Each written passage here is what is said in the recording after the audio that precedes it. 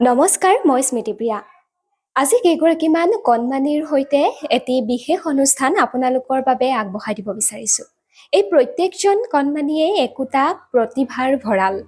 গুৰুজনাই দি যোৱা অনন্য সৃষ্টিৰাজিক এওঁলোকে ধৰি ৰখাৰ প্ৰয়াস কৰিছে। গীতেই হওক বা ভাওনাই হওক, আবৃত্তিয়েই হওক নাইবা খোলবাদনেই হওক, প্ৰত্যেকটো দিশতে যেন এই কণমানিসকল যথেষ্ট আগবঢ়া। কিছুদিনৰ আগতে সামাজিক মাধ্যমত এটা ভিডিঅ' মই শ্বেয়াৰ কৰিছিলোঁ ব্যক্তিগতভাৱে, আৰু সেই ভিডিঅ'টো লাখ লাখ দৰ্শকে আঁকোৱালি লৈছিল। আৰু এই কণমানিসকলৰ ভিডিঅ'টো বহুতে মৰম দিছিল। আৰু আজি মই সেই আপোনালোকৰ আগত পৰিচয় কৰাই দিব বিচাৰিছোঁ। আৰু তাৰ আগত মই আপোনালোকক সেই ভিডিঅ'টো, যিটো ভিডিঅ' সামাজিক মাধ্যমত বিশেষভাৱে চৰ্চা হৈছিল, সেই ভিডিঅ'টো অকণমান দেখাই ল'ব বিচাৰিছোঁ।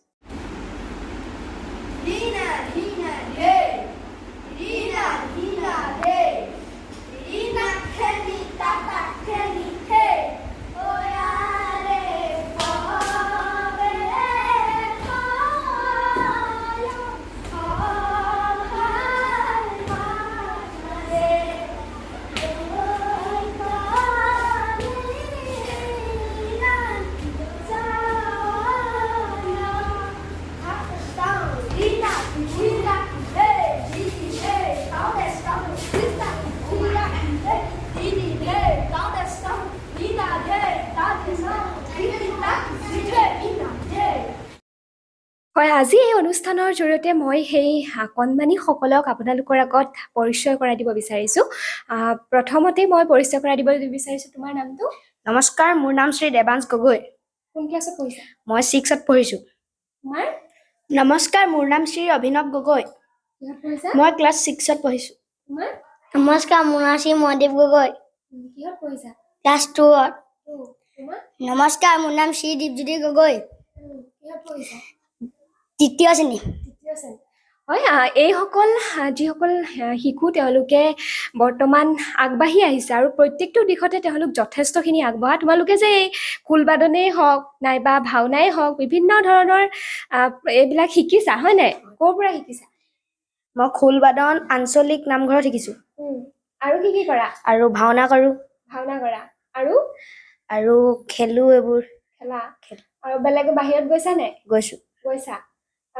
ক'ত গৈছা? মই ভাওনা কৰিবলৈ তিনিচুকীয়া গৈছোঁ, খোল বজাবলৈ গোৱালপাৰা, আৰু ভাওনাত আৰু এডোখৰ ঠাইলৈ গৈছোঁ,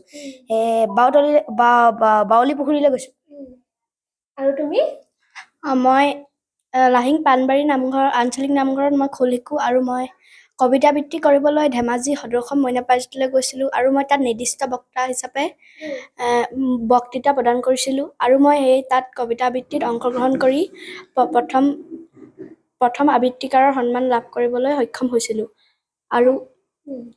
আৰু মই ভাওনা কৰোঁ, নাটকো কৰোঁ, আৰু মোৰ নাটক কৰি বেছি ভাল লাগে। হয়, সিহঁতে মানে প্ৰত্যেকটো দিশতেই সঁচাকৈ এই শিশুসকল আগৰণুৱা। আৰু মনদীপে কি কৰি ভাল পোৱা? খোল বজাই ভাল পাওঁ, ভাওনা কৰি ভাল পাওঁ। ক'ত শিকিছা? খোল বজাবলৈ ক'ত শিকিছা? গাঁৱতে শিকিছোঁ। গাঁৱত শিকিছা? আৰু তুমি? মই ভাওনা কৰি ভাল পাওঁ আৰু কবিতা আবৃত্তি কৰি ভাল পাওঁ।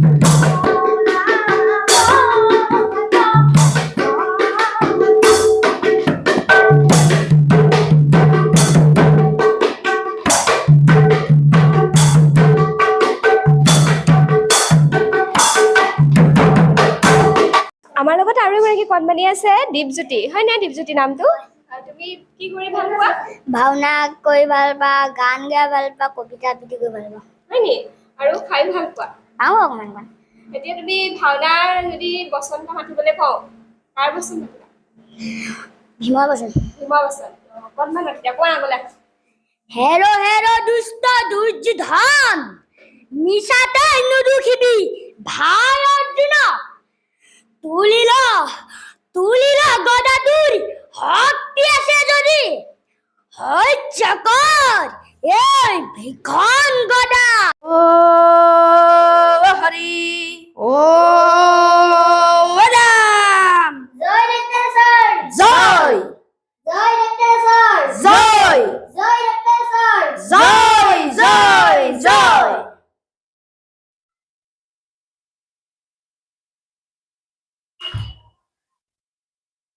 সিদ্ধৈ ততখিতি তাপ জিনথাক দিদি দিদি ধে সিদ্ধৈ ততখিতি তাপ জিনথাক দিদি তাত তাত তাও প্রভাবে খয়া আমার মাঝে হিরণ্যক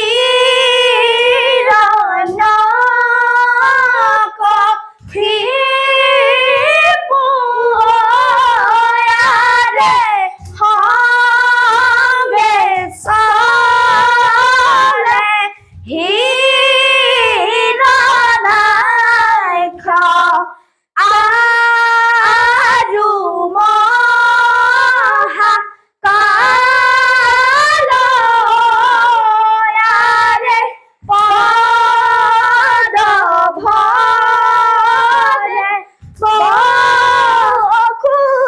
বসুমতী কম্পে থৰা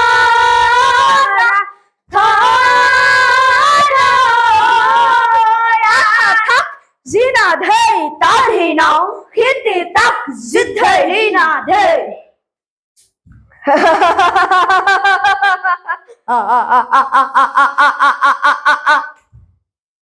শুনা হেৰা মহাকাল দৈত্যৰাজ আৰু হিৰণ্যাক্ষ দাদা স্বৰ্গৰ দেৱতা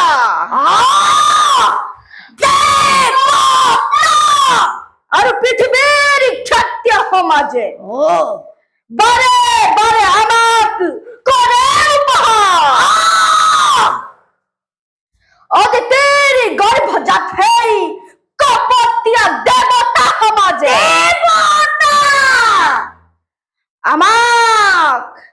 আমাক বৰ্বৰ বুলি নীচ বুলি ঘিণ বুলি বাৰে বাৰে কৰে অপমান ভাই হিৰণ্যাক্ষ দাদা ইয়াৰ এটি উচিত প্ৰতিকাৰ কৰা অস্থিৰ নহবা দাদা অচিৰতেই জননীৰ পৰম সন্মান অহংকাৰী স্বাৰ্থপৰ সেই দেৱ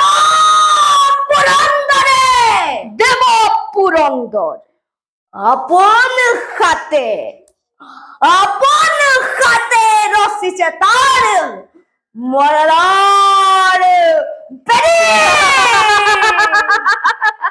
নাগ নৰ যক্ষ ৰক্ষ আকাশ পাতাল ধ্বংস কৰি এক নিমিষতে ধ্বংস কৰি স্বৰ্গ মৰ্ত্য এক নতুন সৃষ্টিৰ মই মেলিম পাতনি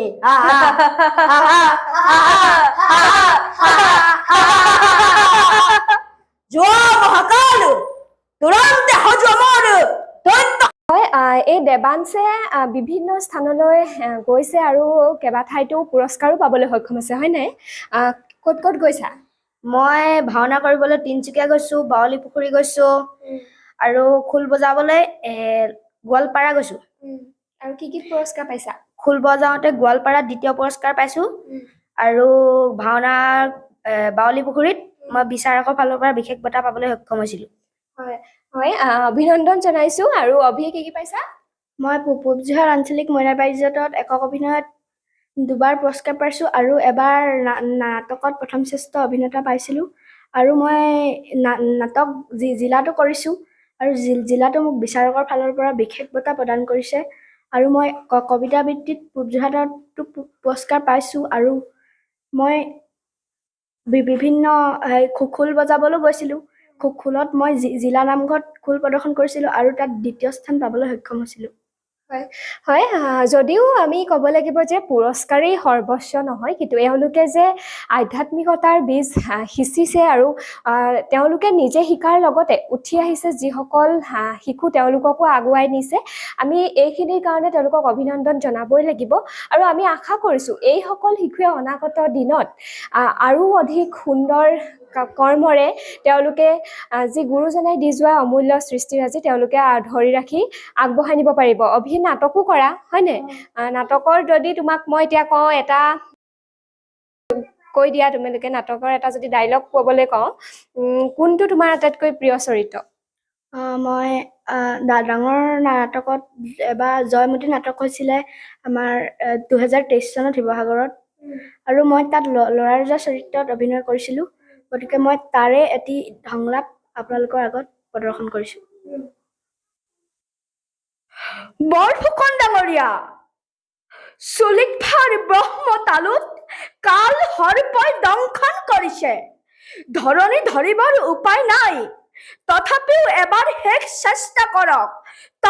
তন্নকৈ বিচাৰ কৰক, এই বিষ নমাব পৰা ধনন্তৰী বেজ এই আহোম ৰাজ্যত আছে নে নাই? মথুৰা নগৰীয়াজি বদলি তই প্ৰকৃতি বিবাহ হৈছে বাসুদেৱৰ সৈতে। বিবাহ কাৰ্যৰ সমস্ত দায়িত্ব এই কলকেতুৱে মোৰ প্ৰতি কৰিছে পালন। যুৱৰাজ কংসই উৎফুল্লিত হৈ কৰিছে এই কালকেতুৰ প্ৰশংসা। চৌদিশে আজি বিয়পি পৰিছে কালকেতুৰ জয়গান। হা হা হা হা হা হা হা হা হা হা। অ হৌৱা যুৱৰাজ এই দিশে আহিব ধৰিছে। কালকেতু যুৱৰাজ হৈছে নে সুকলমে বিবাহ কাৰ্য? হয় যুৱৰাজ, অতি সুকলমে সমাপন হৈছে দৈৱকী আৰু বাসুদেৱৰ বিবাহ কাৰ্য। ধন্য ধন্য কালকেতু, সাৰ্থক কালকেতু, নাম তোমাৰ। আনন্দ প্লাৱনৰ কৰা আয়োজন, ৰাজ অভ্যৰ্থনাৰে সকলোকে কৰা আপ্যায়ন। দেৱ দুন্দুবি বজোৱা শংখ, বজোৱা বৰকা, বজোৱা হীৰা, স্বৰ্গ মৰ্ত্য পাতাল মুখৰিত হওক মাংগলিক ধ্বনিৰে, আৰতিৰ উৰুলিৰে জানক জগতে দৈৱকীৰ বিবাহ কাৰ্য হৈছে সমাপন।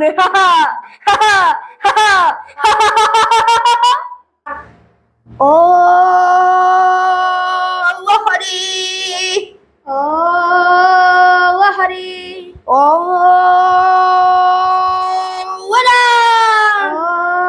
ৰাম, ও হৰি, ও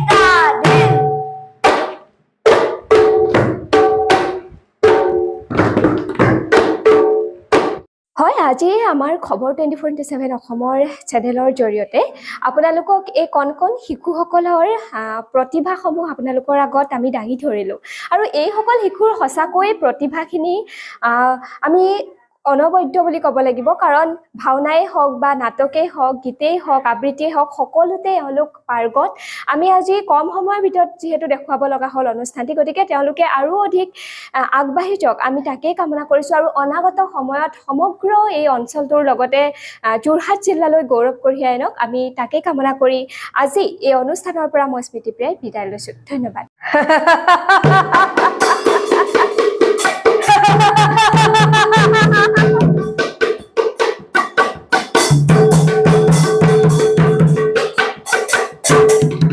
হাই যাও বল আমি নিজ কৰ্তব্যত হও অগ্ৰসৰ মহাৰাজ